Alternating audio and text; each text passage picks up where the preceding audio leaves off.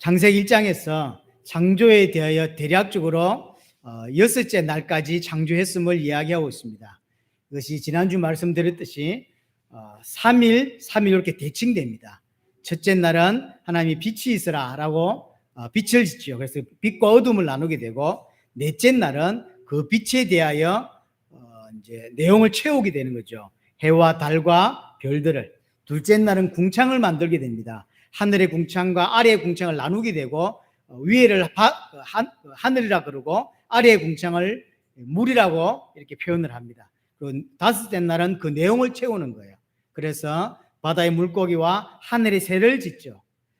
셋째 날은 땅을 짓습니다. 물론 땅만 지은 건 아닙니다. 땅과 풀과 채소와 열매 맺는 나무를 지었죠. 그리고 여섯째 날은 그 땅에서 살 수 있는 모든 생물들을 짓습니다.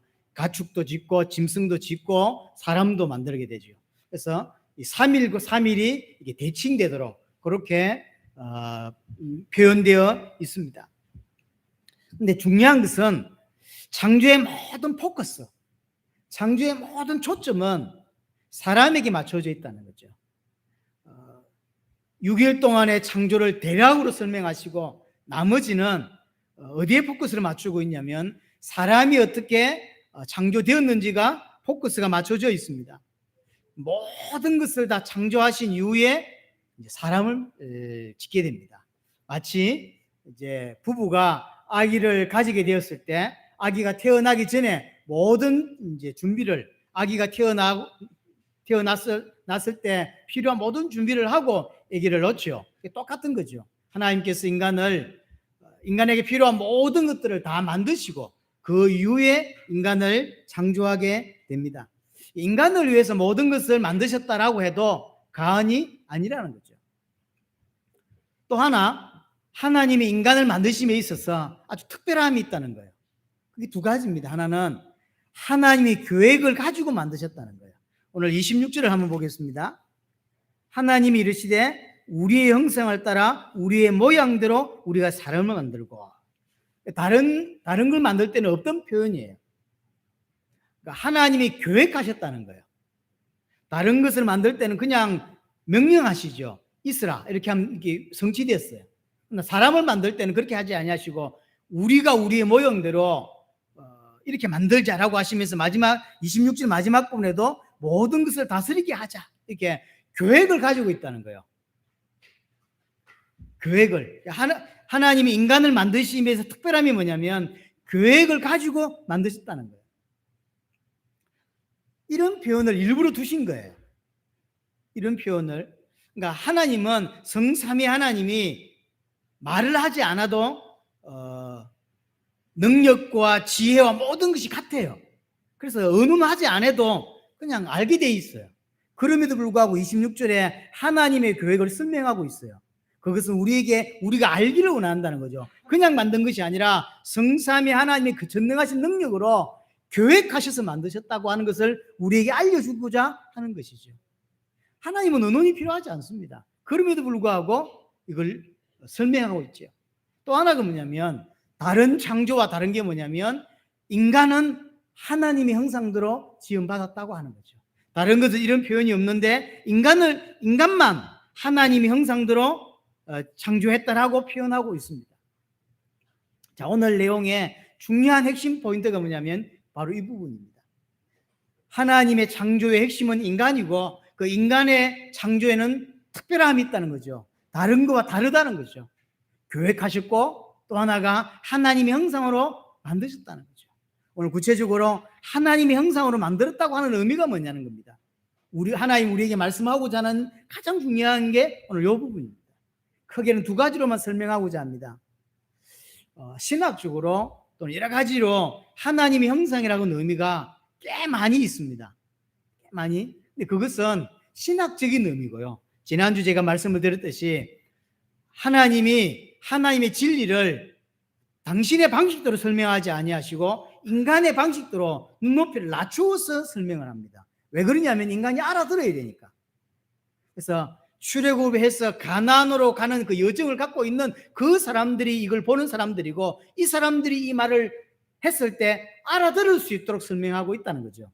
그러면 하나님의 형상대로 지음받았다라고 할 때 그 당시 사람들, 지금으로부터 3,500년 전 그 사람들은 이걸 어떻게 이해했냐가 우리가 붙잡아야 될 내용이라는 거죠. 나머지 내용들은 나중에 신학자들이 만든 내용들이에요. 형상이라고 하는 것이 히브리어가 어떻다, 헬라어가 어떻다, 또는 뭐가 어떻다 이렇게 해서 만든 내용들이고, 진짜로 하나님께서 당시 사람들에게 뭘 설명하고자 했냐는 거예요. 그것이 우리가 오늘 붙잡아야 될 내용입니다. 두 가지만 생각하면 됩니다. 첫 번째는 하나님과 똑같은 존재로 만들었다는 거예요. 하나님 형상으로 만들었다는 의미는 하나님과 같은 존재로 만들었다라고 하는 의미라는 거죠. 형상이라고 하는 의미를 어디에서 유래된 거냐면요. 자, 옛날에 정복자가 있고 그 다음에 정복지가 있습니다. 정복자가, 예를 들어 볼게요. 알렉산더라고는 큰 정복자가 많은 땅을 이렇게 정복했습니다. 그럴 때 여러분들 알렉산드리아라는 도시가 여러 곳에 있어요. 알렉산드리아, 자기가 정복한 많은 곳에다가 자기 이름을 딴 도시를, 러시아도 레닌그라드 뭐 이런 데 있잖아요. 그 레닌이라고 하는 이름을 따서 도시 이름을 짓죠. 똑같은 거예요. 정복자가 있고 정복지가 있습니다. 정복자가 정복지에다가 자기의 모양 비슷한 것을 만들어서 흉상을 세워요. 형상이라는 단어는 여기서 온 거예요. 이 흉상은 사실은 나무로 만들기도 하고, 그렇죠? 알렉산드라고 하는 대왕의 그 모양을 닮은 것을 나무로 깎아서 만들기도 하고, 그 다음에 돌로 깎아서 만들기도 하고, 그걸 이제 동네 입구나 도시에 툭 세워놔요. 그러니까 아무것도 아니지 사실은. 그 뺨을 때리기도 할 수 있어요. 그러나 진짜 뺨을 때려보세요 한번. 그러다가 술 먹고 가다가 오줌을 한번 싸보라고. 그럼 어때죠? 팔쪽이 멸합니다. 이게 지금 흉상 그 자체는 아무것도 아니라고. 여기서 하나님이 자기 형상대로 인간을 만들었다고 할 때 이 형상은 그 흉상에서 나온 말이에요. 자르다, 조각하다 이런 뜻이거든요. 이게 어떤 의미죠? 나와 똑같은 존재다 이런 의미예요. 모양을 하나 만들어가지고 도시에다 세워놓습니다. 그러면 비 맞지 말라고 집을 짓고요. 거기다가 매일 와서 분양을 하기도 하고 섬기기도 하고 이렇게 하죠. 아무것도 아니잖아요, 나무 이거는. 그런데 그걸 왕으로 대우해요. 왕으로 대우하지 않고 거기다 오줌을 싼다든지 침을 뱉어보세라고. 팔쪽을 멸한다니까요. 왕이라고 하는 의미예요. 나와 똑같은 왕이다라고 세우는 게 형상이고 흉상이에요.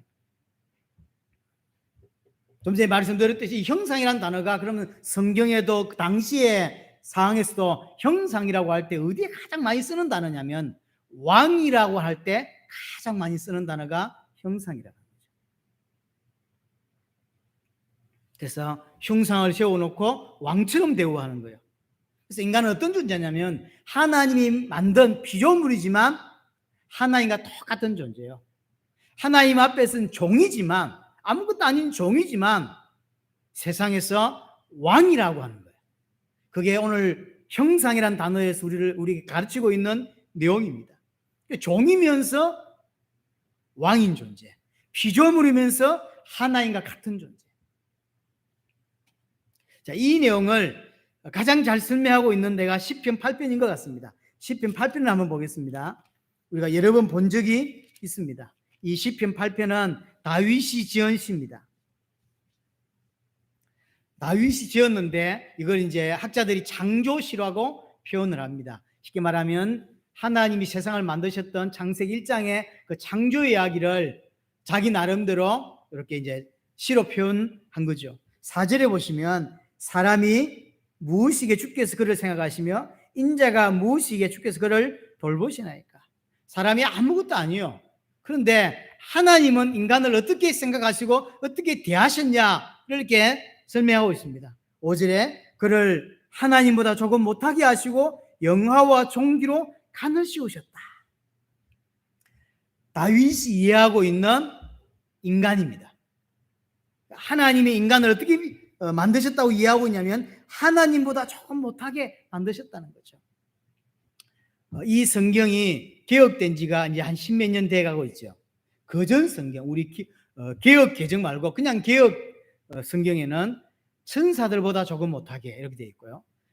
중남미를 가보니까 스페니시에도 천사들보다 조금 못하게라고 표현되어 있어요. 왜 그렇게 표현했을까요? 너무 불경스러울까 싶었어.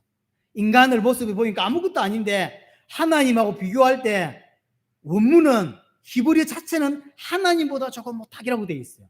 근데 너무 이게 마음에 안 다가오잖아요. 사람이 좀 이렇게 날아다니기도 하고 뭐 능력이 있고 이게 장풍도 좀 나고 이러면 하나님보다 조금 못하게 되겠는데, 그래서 천사로 바꾼 거예요. 너무 불경스러우니까. 원문은 그렇지 않습니다. 원문은 하나님보다 조금 못하게 하시고 라고 되어 있고요. 영화와 종기로 간을 씌우셨다고 표현했는데, 영화와 종기는 누구에게 한 표현이죠? 영광을 돌린다 할 때 하나님께 하는 표현이에요. 또 왕께 하는 표현이에요. 또 간을 씌우지요. 기름을 붓고 간을 씌우죠. 왕을 세울 때 하는 표현이에요. 이런 모든 표현이 하나님께 또는 왕께 하는 표현이라는 거죠. 다윗은 인간을 이렇게 이해하고 있다는 거예요. 그로부터 시간이 꽤나 지났지만 500년이 아니죠. 1000몇백 년의 시간이 지났지만 여전히 이렇게 이해하고 있다는 거죠. 모세가 쓴 그대로 인간은 그런 존재라는 거죠. 6절에도 보시면요. 6절에도 보시면 주의 손으로 만드신 것을 다스리게 하시고, 그래서 어떻게 이해하고 있냐면 하나님이 만든 그 사람을 통하여 다스리게 할 수 있도록, 창세기 1장 26절과 28절에 똑같은 표현이죠. 다스리도록 하나님께서 만드신 주의 손으로 만드신 모든 것을 다스리게 하기 위하여 인간을 만드셨다라고 표현합니다. 그리고 그 만물을 그 발 앞에 두셨다. 모든 만물을 그 사람 앞에 두었다는 거죠. 왕이라고 하는 존재. 인간은 왕이라고 하는 의미입니다. 하나님을 대신해서 통치할 수 있는 왕. 하나님이 모세를 통하여 첫 번째로 말하고자 하는 이 말이에요. 인간은 어떤 존재였냐면, 원래 처음으로 하나님 인간을 만드실 때 어떤 모습이었냐면 나와 똑같은 모습이었다. 나와 똑같이 만들었다. 왕으로 만들었다는 거예요. 그래서 세상을 통치할 수 있는 왕으로 만들었다라고 하는 의미예요. 하나님은 인간을 하나님과 같은 존재로 창조하셨습니다. 인간은 하나님을 방불케 하는 존재로 창조되었다는 거죠. 방불케 하는, 그런, 하나님은 아니지만 마치 하나님을 방불케 하는 그런 존재였다는 거죠. 하나님과 함께 할 자로, 하나님의 권세를 누릴 자로, 하나님의 권세를 가지고 세상을 다스릴 자로 그렇게 만들었다는 거예요. 그게 하나님의 형상으로 만들었다고 하는 첫 번째 의미입니다. 두 번째 의미는 뭐냐면 하나님의 아들로 만들었다고 하는 의미예요. 창세기 5장 3절에 보면 자기의 모양 곧 자기 형상과 같은 아들을 낳아라고 했죠.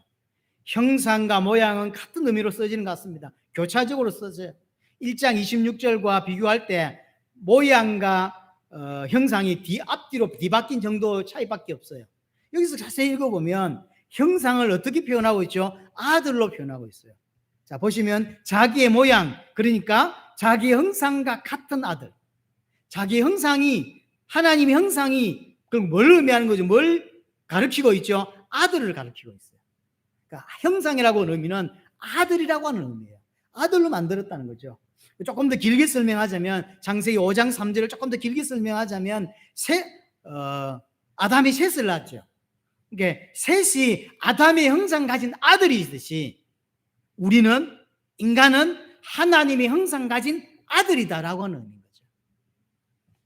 하나님은 처음부터 우리를 하나님의 아들로 만드셨다고 하는 거죠.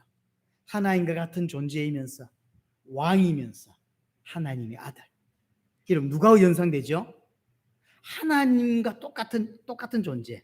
그러면서 왕이야. 그런데 하나님의 아들이에요. 누구죠, 이 사람? 이분이 누가 연상되죠? 그리스도가 연상되죠. 인간은 사실은 그리스도와 비교할 수 없지만 하나님 입장에서 볼 때 그리스도와 비슷한 존재로 만들었다는 거죠. 원래 인간의 원래 모습은 이런 모습이에요. 하나님의 축복을 받을 수밖에 없고, 하나님의 형상이었고, 하나님의 아들이었고, 하나님과 똑같은 존재, 왕이었던 존재. 그래서 신약에서 그리스도를 하나님의 형상이다, 우리 얼마 전에 봤던 히브리서에 보면 1장 3절에 본체의 형상이라고 표현하거든요. 빌립보서에도 보면 하나님의 형상이라고 표현하고 있습니다. 그래서 구약에는 보면요, 인간을 하나님이라고 부른 경우가 있어요. 근데 이게 사실은 굉장히 여러분도 의아해야 돼요. 왜 그러냐면 예수님을 십자가에 못 박혀 죽일 때 가장 큰 죄가 뭐죠? 자기가 하나님이라는 거예요. 하나님의 아들이라는 거죠. 그래서 이제 신성모독죄가 사실은 1순위였어요. 신성모독죄. 예수님이 십자가 죽게 되는 이유 중에 하나가 자기가 하나님이라고 했다고. 자기가 하나님의 아들이라고 했다고. 나와 아버지는 하나다. 너무 열받는 거. 왜 그러냐면 유일신 사상이거든요. 여호와 하나님만 하나님인데 지도 하나님이라고 하니까. 그래서 사람들이 참지 못해서 예수님을 죽이는 일이 벌어지는 거거든요. 근데 구약에 보시면 사람을 하나님이라고 표현하는 케이스들이 가끔 있어요. 이건 굉장히 놀라운 이야기예요. 다른 종교에서, 다른 불교에서 그런 거 있잖아요. 뭘 해탈하고 하면 니도 부처가 된다 이런 표현 쓰잖아요. 종교에서는 다 그런 말을 해요. 어느 단계를 거치면 신이 되는 등 이런 이상한 소리를 하죠. 근데 구약 성경에서 사람을 보고 하나님인 것처럼 이렇게 표현하는 장면들, 유일신 사상에서는 사실은 불가능한 이야기거든. 예를 들면 시편 82편 같은, 시편 82편 한번 보겠습니다. 시편 82편을 보세요. 6절에 이야기합니다. 시편 82편 6절에 보면 내가 말하기를 너희는 신들이며 다 지존자의 아들들이라 하였으나, 누구 보고 하는 소리죠? 왕을 보고 하는 소리인 게 맞습니다. 왕을 보고 하는 소리예요. 그러니까 왕이면서 인간, 그러면서 지존자의 아들, 이게 지금 인간 보고 하는 소리거든요. 실제로는 왕 보고 하는 소리죠. 그걸 조금 넓혀서 이해하자면 사람 보고 하는 소리예요. 하나님이 인간을 보고 왕이라고 표현하고 신이라고 표현해요. 내가 신이라고 말하지 않았냐는 거예요. 그리고 지존자의 아들이라고 말하지 않았냐. 그런데 7절에 보면 그러나 너희는 사람처럼 죽으며 고관에 하나같이 넘어질 것이다. 근데 지금 어떻게 됐냐면 사람처럼 넘어지며, 원문에 그대로 따지자면 아담처럼 넘어지며. 오늘 창세기 1장 몇 절이었죠? 26절이었죠. 사람을 우리의 모양대로 사람을 만들고, 우리가 사람을 만들고 할 때 우리 한국 표현으로는 사람이라고 표현했지만 원문으로 가면 아담입니다. 그래서 1장에서의 아담과 3장에서 아담은 다르게 봐야 돼요. 왜 그러냐면 여기에 아담은 앞에 이렇게 정관사 같은 게 붙어요. 그래서 하아담 이렇게 들어가는 거예요. 그럼 이건 아담이란 말이 아니에요. 인류. 우리나라에서는 사람 이렇게 표현하겠죠. 3장에 가서 아담은 그 개인 아담을 말해요. 다른 거죠. 그러니까 우리는 한국식으로 해석을 해서 그냥 번역을 했어요. 사람이라고 번역을 했고, 오늘 우리 시편 82편에서도 사람이라고 번역했어요. 그러나 원어로 들어가자면 아담이에요. 아담처럼 고관에 하나같이 넘어졌다라고 표현합니다. 고관이 뭐죠? 첫 번째 왕. 첫 번째 왕을 말해요. 아담이 첫 번째 왕이었다는 거예요. 인류의 첫 번째 왕이 아담이었어요. 근데 그 아담이 넘어졌거든.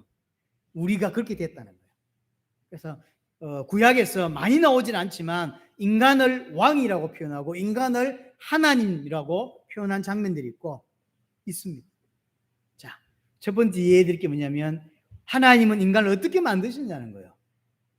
하나님과 똑같은 존재로 만들었다는 것이죠. 또 하나, 하나님의 아들로 만드셨다고 하는 것입니다. 우리가 잊지 말아야 될 게 있습니다. 그게 뭐냐면 인간과 똑같은 존재이지만 우리는 피조물이라고 하는 사실.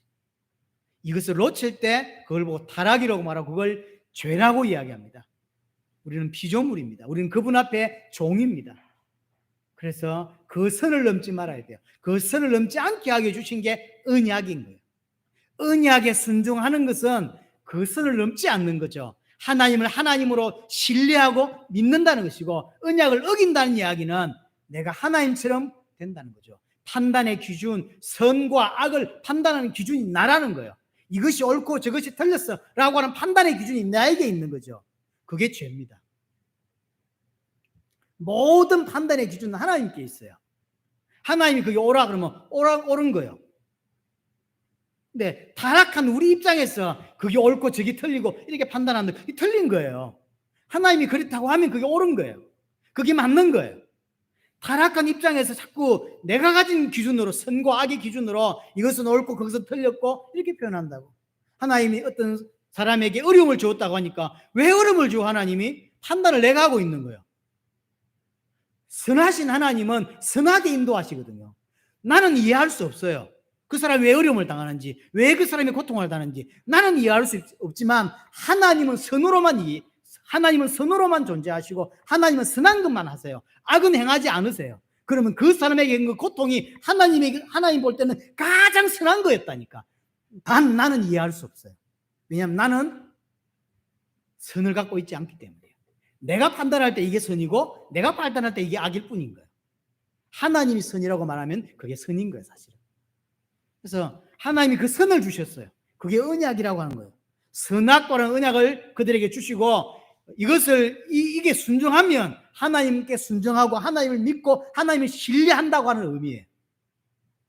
이걸 필요 없어. 내 생각에 이거 필요 없어라고 하는 건 내가 하나님이 되었다는 거죠. 우리에게 언약에 순종한다고 하는 건 굉장히 중요한 의미가 사실 있습니다. 절대 잊지 말아야 돼요. 내가 피조물이라는 사실. 내가 피조물이라는 사실. 그래서 내가 피조물이고 하나님을 섬긴다고 하는 가장 중요한 그 선이 뭐냐면 예수를 그리스도로 믿는 언약이에요. 예수를 그리스도로 믿는다는 것은 그분의 존재를 믿는다는 것이 아니라 그가 선하심을 믿는 것이고 그가 나를 구원하셨음을 믿는 것이고 그가 나를 책임진다고 믿는 거거든요. 단순히 우리는 존재를 믿는 게 아닙니다. 존재를 믿으면 구원 못 받습니다. 불신자 중에서 하나님이 살아계실 것 같다고 믿는 사람이 한두 명인가요? 많습니다. 그렇죠. 기독교인은 날 믿으라고 할 때, 하나님을 믿으라고 할 때, 예수를 믿으라고 할 때 그 믿음은 그의 존재를 믿는 게 아니라니까요. 그가 그리스도를 통하여 내 모든 문제를 끝내셨다고 믿고 그가 책임진다고 믿는 것이고 내게 와 있는 이 문제가 하나님 볼 때는 가장 선한 일이라고 믿는 거예요. 이런 볼 때는 고통일 수 있고 이런 볼 때는 어려움일 수 있지만 하나님 볼 때는 가장 선한 행위예요. 왜 선한지는 지금 나는 몰라요. 우리는 다 알 수 없어요. 그러나 하나님은 선하신 것이고 하나님은 선한 것만 하세요. 여러분에게 고통을 준다 할지라도. 그런데 인간은 모자라다 보니까 고통은 나쁜 거라고 생각해요. 그래서 안 받으려고 그래요. 그건 하나님을 모르기 때문이에요. 자, 하나님은 인간을 특별하게 지으셨습니다. 두 번째 기억할 게 있습니다. 그게 뭐냐면 하나님은 인간을 이렇게 하나님 형상대로 지으시고 계획을 가지고 계시다는 거예요. 자, 다시 1장 26절, 27절, 28절 돌아가겠습니다. 하나님의 계획이 뭐냐는 거죠. 인간을 지으신 하나님의 계획. 26절의 마지막 부분에 첫 번에 뭐라고 하냐면 우리의 형상을 따라서 사람을 만들자라고 하고 나서 뭐라고 하죠? 모든 것을 다스리게 하자. 이게 하나님의 계획이에요. 다스리게 하자. 28절에도 조금 더 풀어서 설명했죠. 복을 주시며 하나님이 그들에게 이르시되 생육하고 번성하여 땅에 충만하라. 그래서 계속해서 자식을 놓고 그리스도의 형상 가진 자로 세상에 가득 채우라 하고 말씀하시면서 그것만이 아니죠. 땅도 정복하라. 바다의 물고기와 하늘의 새와 땅에 움직이는 모든 생물을 다스리라 하시니라. 이게 하나님의 계획이요. 다스리는 것. 하나님이 인간을 지으시고 그 다음에 다스리게 하셨어요. 이게 인간이 가진 하나님께 받은 가장 큰 사명이고 소명이에요. 왜 우리를 지으셨을까? 왜 당신의 형상대로 지으셨을까? 다스리게 하려고. 그래서 이해가 됩니다. 그래서 인간을 왕으로, 그래서 하나님의 아들로 삼으신 거예요. 다스리게 하려고. 원래 인간은 하나님을 대신해 세상을 다스리는 자입니다. 세상을 다스리는 자예요. 세상은 다스려야지 쫓아가거나 따라가는 것이 아닙니다. 세상은 다스리는 거야. 돈은 다스리는 것이지 쫓아가면 안 돼요. 하나님 처음부터 우리를 다스리는 자로 하나님 말고 하나님 지으신 모든 것, 세상에 속한 모든 것은 다스려야 돼요. 왜 사람들이 그럼 세상을 따라갈까요? 왜 사람들은 돈을 쫓아가고 그렇게 할까요? 이유는 하나입니다. 그 돈이 나를 지켜줄 것 같거든요. 우리가 살아가는 그 세상의 방식이 나를 보호해 줄 것 같아요. 그렇게 살면, 세상 사람들이 생각하는 그 기준으로 살면 안전할 것 같단 말이에요. 세상의 방식대로 내가 살아가면 안전하고 세상의 방식대로 살아가면 행복할 것 같아요. 그래서 따라가는 거예요. 돈이 나를 지켜줄 것 같은 생각이 든단 말이에요. 이제 내가 남은 인생이 얼마인지 모르지만 얼마 있어야 잘 살 수 있어, 얼마 있어야 인간답게 살 수 있어 라고 하는 그게 자기 나름대로 있어요. 액수는 다 다르겠지만 그게 없으면 불안해하는 거죠. 이거 없어지면 초조하는 거예요. 근데 자세히 보세요. 정말로 돈이 나를 지킵니까? 세상의 방식이 나를 안전하게 만듭니까? 그렇지 않습니다. 하나님이 나를 지키고 하나님이 나를 책임지는데 그렇게 믿지 않는 거죠. 그러면 이 사람이 구원을 받았는지 안 받았는지 모르지만 돈이 나를 지켜줘. 그래서요, 벌벌 떨고 돈이 사라지면, 이 돈이 통장이 없으면요, 벌벌 떨고 불안해하고 초조해 한다는 것은 그 부분만큼은 하나님의 다스림 안에, 하나님의 통치 아래 없다는 거예요. 하나님을 믿지 않는다는 거죠. 근본적으로는 믿는지 모르지만 그 부분은 안 믿는 거예요. 누가복음입니까? 누가복음을 보면 어떤 사람이 이제 형제가 돈이 많았던가 봐요. 그래서 그 돈을 나한테 좀 나눠달라고 예수님께 부탁을 해요. 예수님 말씀하시면 저 형이 내게 돈 좀 줄 것 같다고. 그러니까 예수님이 하시는 이야기를 그 비유를 하나를 들었어요. 어떤 농부가 있었는데 너무 농사가 잘 되었어요. 가득가득 꽃가지. 근데 너무 꽃가지 작아진 게. 그래서 새로 틀고 큰 꽃간을 짓는 거예요. 지어놓고는 가득가득 이렇게 재산을 쌓아놓고는 이제 흐뭇해하면서 하는 말입니다. 내 영혼아 즐거워하자. 이제 몇 해를 묵고 놀만한 이런 엄청난 돈을 이제 쌓아놨다는 거죠. 이때 예수님이 답으로 주는 표현이 오늘 밤에 네 영혼을 내가 데려가면 어떻게 되겠냐. 그 당시 예수님 당시에도 사람들이 어떤 생각이냐면 돈이 나를 지켜줘. 그럴 수밖에 없다고 생각해요. 왜냐하면 로마에 속국되어 있었어요. 그래서 어려운 시대라 사실 미래를 보장할 수 없어요. 지금보다 훨씬 더 어려웠을 수 있습니다. 그래서 자기 나름대로 능력을 갖추고 자기 나름대로 돈을 이렇게 하는 거죠. 부자가 되려고 하는 거예요. 왜냐하면 너무 어려운 시대, 이거 없으면 내 죽는다고 생각하니까. 하나님이 예수님이 그걸 비꼬은 거예요. 돈이 정말로 너를 지켜줘? 세상의 방식이 너를 보호해줘? 그럼 오늘 밤에 네 영혼을 내가 가져가면 어떻게 되겠냐? 하나님이 나를 지키는 거예요. 하나님이 나를 보호하실 겁니다. 그게 맞는 거예요. 그렇죠? 이 생각을 바꿔야 돼요. 그래서 많은 이야기를 할 수 없지만 우리가 이 시대에 정말로 이 다스림을 회복해야 되는데 우리가 다스릴 중요한 부분 두 가지가 있습니다. 하나는 외적인 다스림, 복음으로 사람을 살려내는 세계복음화, 이 다스림이에요. 정복에 포함돼요. 그렇죠? 여기에는 우리의 자녀들도 포함됩니다. 우리의 자녀들도 복음으로, 복음 안으로, 그래서 하나님의 통치 아래, 하나님의 다스림 안에 들어올 수 있게 하는 것이, 들어온 거 다 포함됩니다. 어떤 예수를 믿고 구원받게 하는 것, 이게 세계복음화입니다. 두 번째, 내적인 다스림도 있습니다. 분명히 법적으로는 하나님의 백성일 수 있지만 여전히 하나님의 통치 아래 있지 않는 부분이 있어요. 거부해요. 하나님 믿습니다, 예수님 믿습니다라고 하지만 어떤 부분에서는, 왜냐하면 어떤 사람은 자식에 대하여 너무 유별나게 애착이 있는 사람이 있습니다. 자식에게 애착 없는 사람이 어디 있겠어요. 그러나 좀 심하다고 할 만한, 집안이고 뭐 다 남편이고 뭐 다 내팽개치면서 자식에게만 올인하는, 사실은 자식 입장에서 굉장히 불쌍한 거예요. 너무 부담스럽습니다. 그렇죠? 너무 부담스러워요. 무섭습니다. 꿈이 나타날까 봐. 아셔야 돼요. 네, 그런 분이 있어요. 제가 살면서도 한두 분 만나봤어요. 오직 자식이에요. 그래서 그 자식의 가나에는 여호와도 탓지 못해요.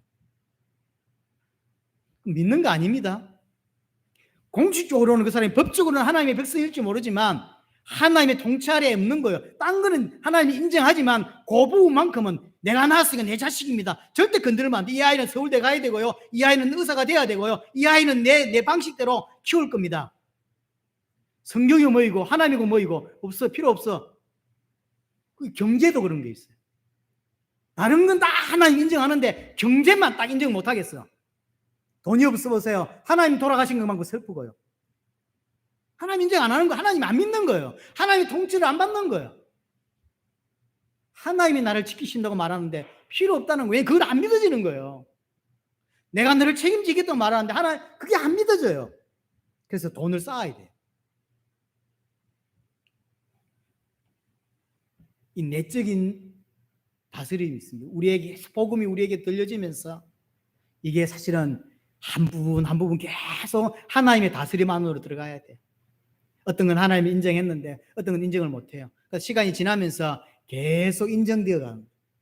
이것도 이제 하나님께 맡기고 저것도 이제 하나님께 맡길 수 있고 경제도 하나님께 맡길 수 있고 건강도 하나님께 맡길 수 있고 자식도 하나님께 맡길 수 있고 이렇게 가는 거예요. 건강 유달히 챙기는 사람 있잖아요. 유독 건강. 근데 유독 그런 사람 빨리 아프고 빨리 죽고 그런 사람 있잖아요. 아무거나 먹는데 오래 살고. 그건 하나님의 손에 있어요. 왜 하나님은 건강을 잘 살피는 사람이 오래 살게 하고 지 마음대로 사는 애들에게 마음 커피 막 마시고 이런 사람들 빨리 데려가야 되잖아요. 근데 이상하게 반대가 가끔 있어요. 왜 그렇게 했었을까요? 그렇게 되는 게 아니라는 걸 깨닫게 하기 위한 거예요. 어떤 사람은요 건강을 참 조심하니까 90까지 살아요. 어떤 사람은 건강 조심하는데 50대에 죽어요. 이게 왜 이렇죠? 성경에서 잠언했습니까? 그 이야기를 하거든요. 어떤 사람이 기준을 따라 살면 그 다음 사람은 그걸 보고 모델로 삼죠.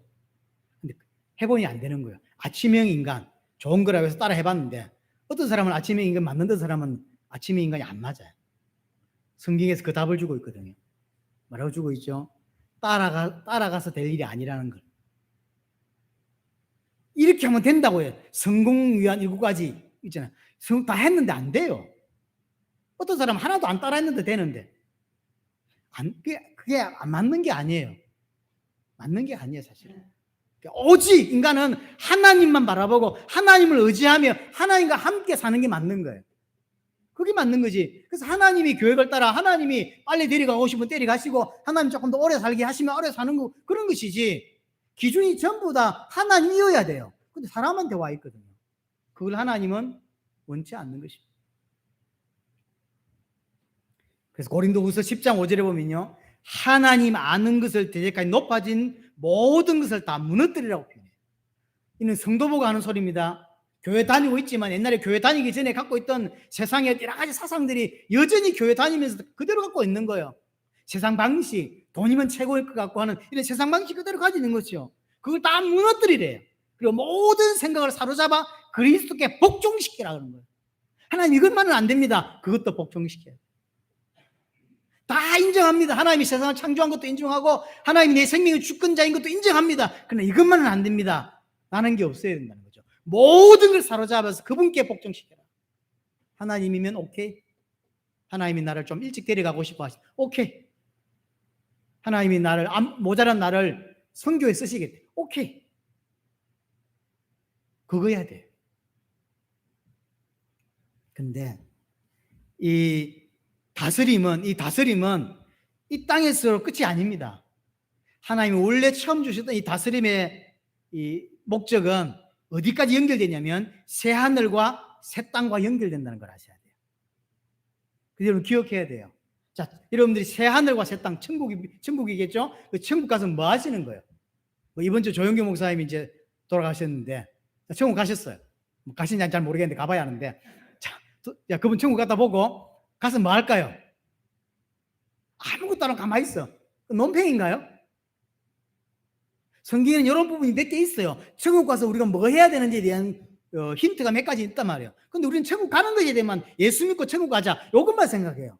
예수 믿고 천국 갔어. 그럼 뭐 하냐고 그래서 영원이라는 시간 동안. 성경은 뭐라고 되어 있냐면 하나님과 함께 새 하늘과 새 땅을 통치한다고 되어 있어요. 원래 주셨던 게 그거였어요. 원래 아담을 통하여 주셨던 게 세상을 다스리고 통치하는 거였죠. 이걸 다 잃어버렸어요. 그래서 세상에 장악되고 돈에 노예되고 사람의 노예되고 조직의 노예돼 버렸어요. 이제 예수를 말미암아 하나님의 형상이신 그로 말미암아 회복되어졌어요. 이것이 완성되는 게 어디냐면 천국이에요. 천국에서 가만 논팽이로 나는 게 아닙니다. 아무것도 안 하고 가만 무의도시 가는 게 아니에요. 뭐하죠? 하나님과 함께 새하늘과 새 땅에서 하나님과 함께 통치하고 다스린다고. 하나님과 동일하게 하나님의 권세를 누리는 자가 우리라는 거예요. 그게 어떻게 가능하냐? 그래서 성경은 예수 믿고, 성경은 근본적으로 예수를 믿는 사람에게 주셨다고 하는 걸 기억하셔야 돼요. 이 책을 들어서 구원받게 주시려고 한 게 아니라, 이 책을 읽고 구원받으라고 주신 책이 아니라 구원받은 자에게 주신 내용이 더 많습니다. 왜 그럴까요? 구원받은 자가 너무 중요하거든요. 왜 그러냐면 이 땅의 삶과 새하늘과 새 땅의 삶이 연결돼요.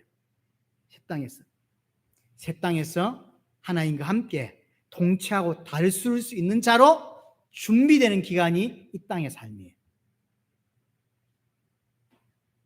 100% 그분을 인정하고 100% 그를 신뢰하는 삶으로 만들어지는 시간이 이 땅에서의 성도의 삶이라니까. 그래서 성장할 것에 대하여, 연단할 것에 대하여, 계속 자랄 것에 대하여 성경은 계속해서 지속적으로 이야기해요.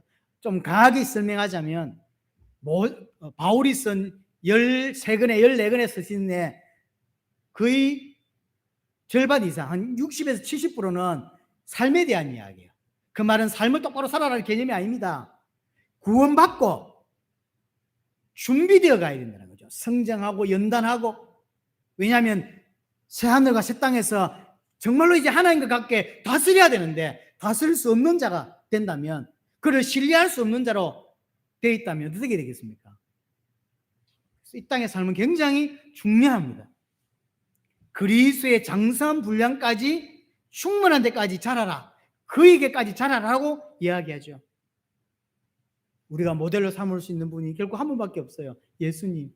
그분은 하나님이십니다. 그분은 왕이십니다. 그분은 하나님의 아들이십니다. 그럼에도 불구하고 온전히 순종하셨어요. 그것이 우리에게 보여주는 메시지예요. 이 땅에서 예수를 그리스도를 믿는 사람들은 이제 언약에 온전히 순종하는 자로 가는 거예요. 돈 따라 사는 것이 아니라 아무것도 없지만 언약에 순종하는 자, 하나님께만 순종하는 자로 그렇게 만들어져 가는 거죠. 그게 처음엔 어렵단 말이에요. 그래서 연단이라는 것이, 그래서 고난이라는 것이, 어려움이라고 하는 것이 하나님 허락하는 거예요. 왜냐하면 만들어가는 과정이라고. 만들지 않으면 그렇게 못 가요. 그래서 성도에게 오는 어려움은 그것 때문인 거예요. 나를 만들으시고 하나님이 다듬으시고, 고통의 이유, 고난의 이유가 거기에 있습니다. 여러분들의 앞에 찾아오는 계속 어려움들이 왜 오냐면 그것 때문이에요. 성장하게 만들려고 하고 연단시켜서 깎아서, 모나지 않게 깎아서 만들어서 하늘에 갔을 때, 새하늘과 새 땅에 갔을 때 하나님과 함께 통치할 수 있는 자로 만들어가요. 그게 이유입니다. 어떤 사람은 은혜를, 어떤 사람은 고통을, 똑같아요. 하나님에게 왜 메시지 은혜를 많이 주는 사람 이유도 그것이고, 고통을 주는 이유도 그것이에요. 함께 연단되어져서 준비되고 성장해 가서 이제 새하늘과 새 땅에서 다스릴 수 있는 자로 세워가는 것이죠. 자, 마지막으로 창세기 1장에서 우리가 중요하게 붙잡을 메시지 하나가 더 있습니다. 그게 뭐냐면 창세기 1장은 창조에 관한 이야기예요. 이걸 옛 창조라고 표현합니다. 그럼 이건 지금 모세에게는 필요한 이야기였는지 모르지만 우리에게는 이게 지금 창조가 되어 있는 이야기인데 이게 지금 우리에게 뭘 의미하는 걸까요? 이걸 가지고 하나님 주신 메시지가 뭘까요? 우리에게는 새 하늘과 새 땅을 약속하신다는 거죠. 그래서 창세기 1장을 옛 창조라고 그러고 우리가 가야 될 새 하늘과 새 땅은 새 창조라고 표현해요. 하나님이 보여주신 이 창조, 지금 창세기 1장의 창조는 결국 모형입니다. 결국 그림자예요. 창세기 1장을 보면 특별히 31절 같은 경우는 심히 좋았다 그랬어요. 나쁘지 않아요. 심히 좋아요. 그러나 그림자입니다. 그림자예요. 완벽한 게 아니에요. 그러면 불완전하단 말입니까? 그 말은 아니에요. 그러나 옛 창조예요. 그림자고 모형입니다. 옛 창조는 완성된 것이 아닙니다. 창조도 그렇고 율법도 그렇고 모세도 그렇고 전부 모형이고 그림자입니다. 새 하늘과 새 땅이 우리가 소망할 실체입니다. 그게 새 창조예요. 기억하셔야 됩니다. 이 땅에 있는 모든 것들은 다 결국 사라집니다. 없어져요. 베드로후서 3장 10절에 보면 그 날에는 하늘이 큰 소리로 떠나가고 물질이 뜨거운 불에 풀어진다라고 표현했어요. 싹 풀어져요. 하나도 없어져요. 그래서 13절에 그의 약속대로 새 하늘과 새 땅을 바라보도다. 베드로는 지금 이 땅에 발을 딛고 살지만 어디를 날 소망하고 살았냐면 새 창조, 새 하늘과 새 땅을 바라보며 살았다고 하는 사실이죠.